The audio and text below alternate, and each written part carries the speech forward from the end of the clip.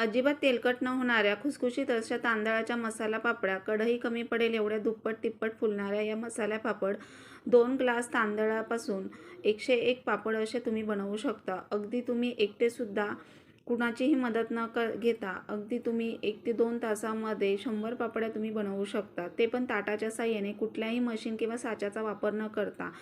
फॅनच्या हवेखाली सुकवायच्या, अगदी झटपट होतात.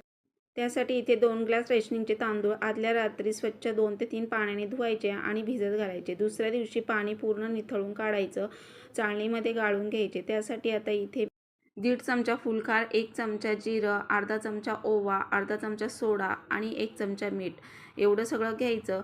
2 ग्लास तांदळासाठी 10 ग्लास इथे मी पाणी मोजून घेतलेलं आहे. ते चांगलं गरम झाल्यानंतर सगळं त्यामध्ये घालून घ्यायचं.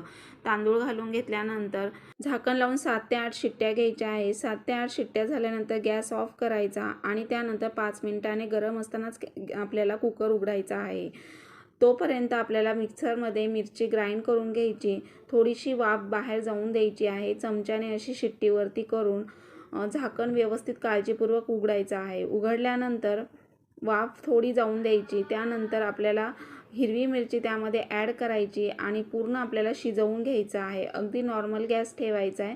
नॉर्मल गॅसवर आपल्याला पूर्ण ते चमच्याच्या साहाय्याने असं स्मॅश करून आपल्याला एक 10-12 मिनटं आपल्याला चांगलं शिजवून घ्यायचं आहे.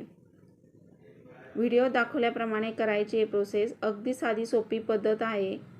तर असं बॅटर तयार करायचं. असं बॅटर तयार झाल्यानंतर एक परत 2 ते 3 मिनटं झाकण लावून ठेवायचं आणि त्यानंतर तुम्ही सगळी कामं आवरून घेऊ शकता. तोपर्यंत थंड होतंय. थंड झाल्यानंतर अर्धं बॅटर काढून घ्यायचं आहे एका बाउलमध्ये आणि पुन्हा झाकण लावून ठेवायचं. अर्धं बॅटर काढून झाल्यानंतर थोडं थंड होऊन द्यायचं. थंड झाल्यानंतर एका प्लॅस्टिकच्या कागदाला थोडंसं तेल लावायचं आहे. जास्त तेल लावायचं नाही आहे.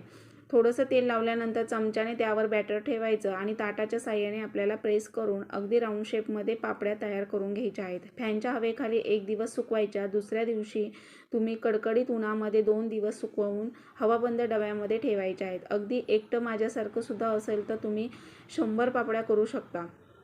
ते पण अर्धा ते पाऊण तासामध्ये. पापड्या हे बघा अशा पद्धतीने थोड्या वरती झाल्यानंतर पलटी करायच्या आणि 2 दिवस उन्हाला कडकडीत तापवायच्या आहेत. तर बघा दुप्पट अशा फुलतात आणि खूप टेस्टी लागतात. मोठी साईज धरली तर 100 पापड्या होतात. छोटी साईज धरली तर अगदी 120 ते 130 पापड्या तयार होतात.